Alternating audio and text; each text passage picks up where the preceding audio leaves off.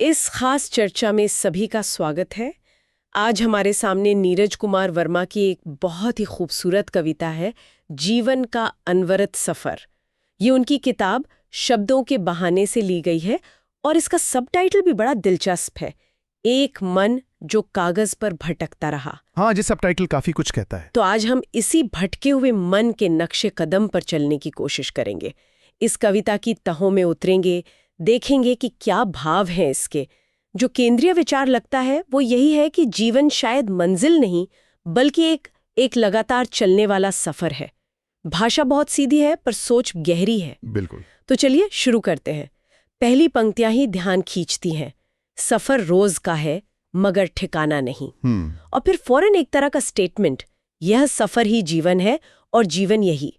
ये ठिकाना नहीं वाली बात, ये थोड़ी चौंकाती है ना? हाँ, बिल्कुल चौंकाती है, क्योंकि आमतौर पर हम सफर किसी ठिकाने के लिए ही करते हैं। हाँ, यहीं से ये कविता अपना एक अलग दार्शनिक रास्ता पकड़ती है। ठिकाना नहीं कहकर कवि शायद वो जो एक अंतिम स्थिर मंजिल का विचार है ना, उसी को चुनौती दे रहे हैं। अच्छा। जोर पहुंचने पर नहीं, बल्कि उस चलने की प्रक्रिया पर है।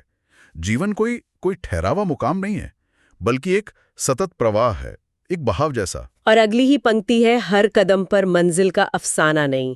ये अफसाना शब्द का इस्तेमाल भी काफी सोचने पर मजबूर करता है। हाँ, ये शब्द यहाँ बहुत महत्वपूर्ण है। अफसाना मतलब कहानी, किस्सा। हाँ, जैसे मंजिलें बस कहानियां हो, असलियत ना हो। सही। ये बताता है कि जिन्हें हम अक्सर मंजिल मान लेते हैं वो शायद हमारे अपने बनाए हुए नैरेटिव्स हैं, कहानियां हैं। जरूरी नहीं कि वो यात्रा की असल सच्चाई हो। तो ये जीवन की अनिश्चितता को स्वीकार करने जैसा है। बिल्कुल।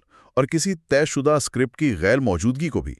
फोकस मतलब नतीजे से हटकर अनुभव पर आ जाता है। लेकिन दिलचस्प बात यह है कि इस अनिश्चितता में कोई निराशा नहीं दिखती, बल्कि आगे की पंक्तियां तो उम्मीद और सीखने की बात करती हैं। हाँ, ये बहुत जरूरी पॉइंट है। हर मोड़ पर उम्मीदों की छाया, और खासकर ये हर डगर ने नया सबक सिखाया।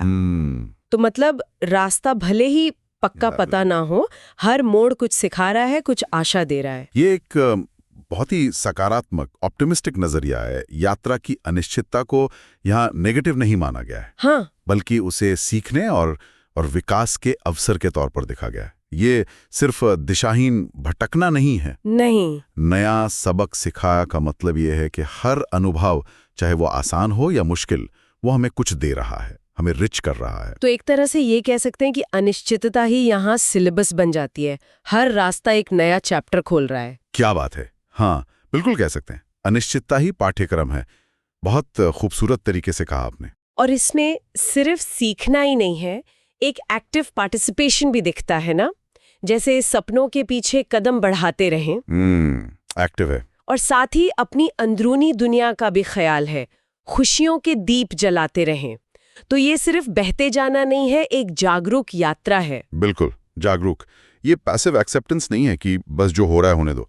सपने दिशा दे रहे हैं, कदम बढ़ाना एक्शन है, और खुशियों के दीप जलाना वो एक तरह से अपनी इंटरनल स्ट्रेंथ को बनाए रखने की कोशिश है। अच्छा। तो अनिश्चितता भारी हो सकती है, लेकिन यात्री की जो अंदरूनी प्रतिक्रिया है वो उम्मीद, कोशिश और सकारात्मकता की है। यात्रा बाहर से भले बिना ठिकाने की लगे, अंदर एक मकसद है, बढ़ते रहने का, सीखते रहने का और जीने का। और इस बढ़ने में एक कमाल की निरंतरता, एक परसिस्टेंस है। हमारे पांव थकते नहीं, हमारा मन ठहरता नहीं। ये लाइन तो मतलब शारीरिक और मानसिक दोनों लेवल पे एक न रुकने वाली गति का एहसास कराती है। सही कहा, अथक। लेकिन इसके ठीक बाद एक पंक्ति है जिस पर मैं थोड़ी अटकी। ख्वाब बदलते हैं मगर गंतव्य बदलता नहीं। ये थोड़ा सा विरोधाभासी नहीं लगता? हाँ, पहली नजर में लग सकता है। क्योंकि शुरू में कहा ठिकाना नहीं, तो फिर ये ना बदलने वाला गंतव्य क्या चीज है? ये वाकई एक ऐसी पंक्ति है जो सोचने पर मजबूर करती है।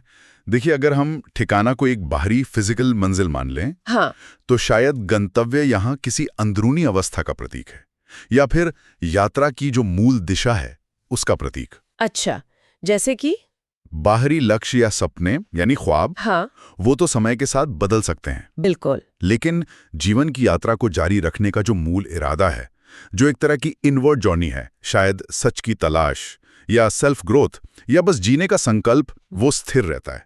क्या ये मतलब हो सकता है? हाँ, ये व्याख्या मुझे कविता के ओवरऑल मूड से काफी मिलती-जुलती लगती है। गंतव्य यहाँ शायद चलते रहने की अवस्था ही है। अच्छा, या जीवन जीने की प्रक्रिया ही गंतव्य है। बाहरी लक्ष्य बदलेंगे, रास्ते बदलेंगे, पर जीवन यात्रा का जो एसेंस है, गति, अनुभव, सीखना, वो नहीं बदलता।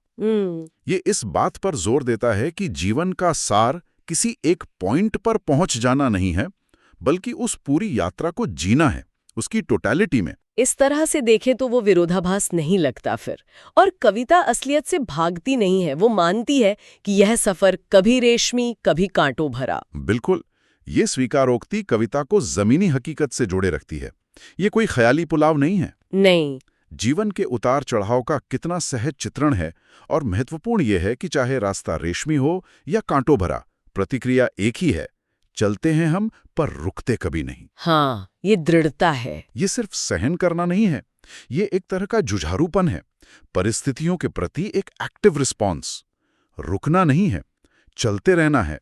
गति ही जैसे जीवन का पर्याय बन गई है यहाँ। और इस लगातार चलने में हर पल का अपना एक वजन है, अपना महत्व है। जैसी ये पंक्ति कहती है, पर हर लम्हा, हर पल एक दर्पण बना। वाह, दर्पण बना। हर क्षण जैसे हमें कुछ दिखा रहा है, हमारा ही अक्स या शायद जीवन का कोई सच। ये बहुत खूबसूरत इमेज है।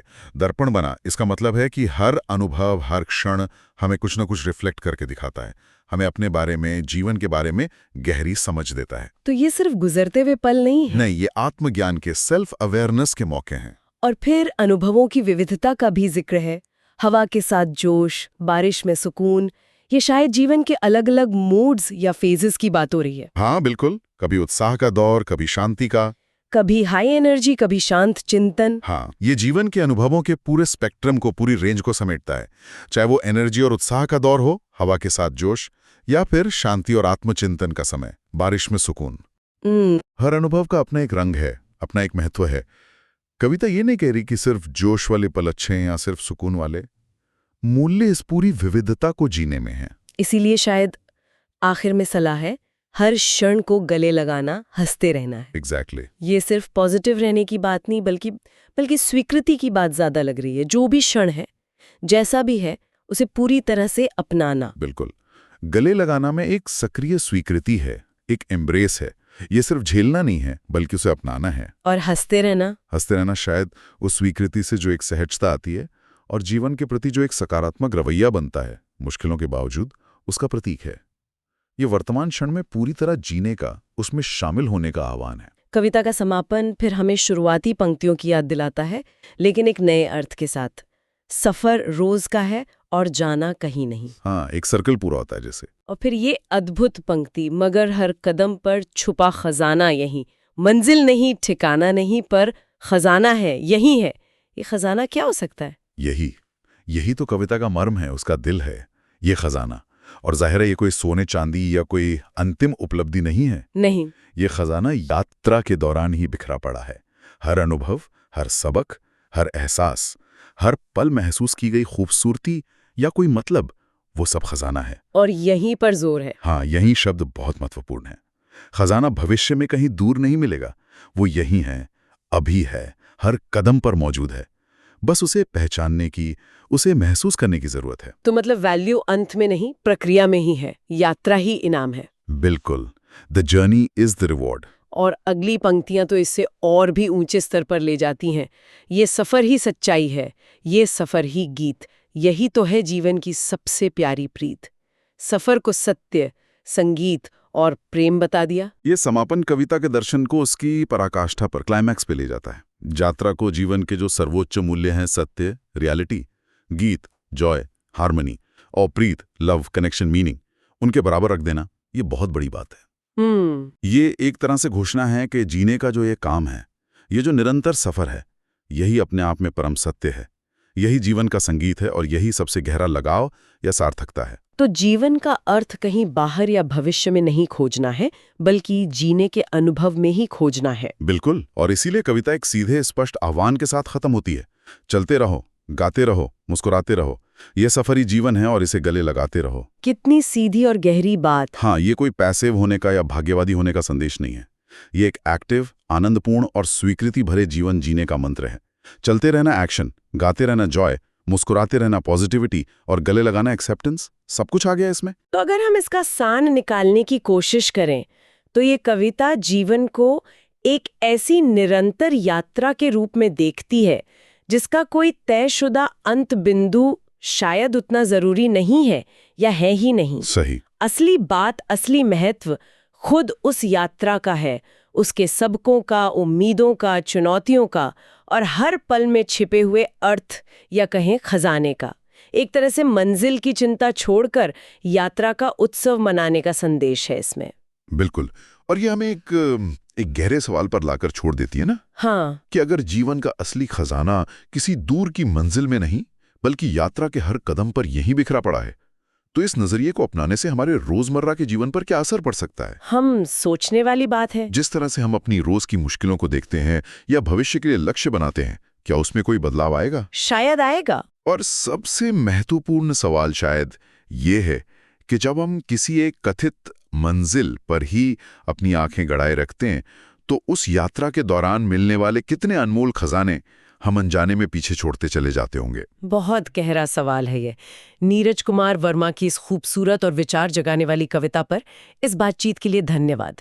वाकई सोचने के लिए बहुत कुछ मिला।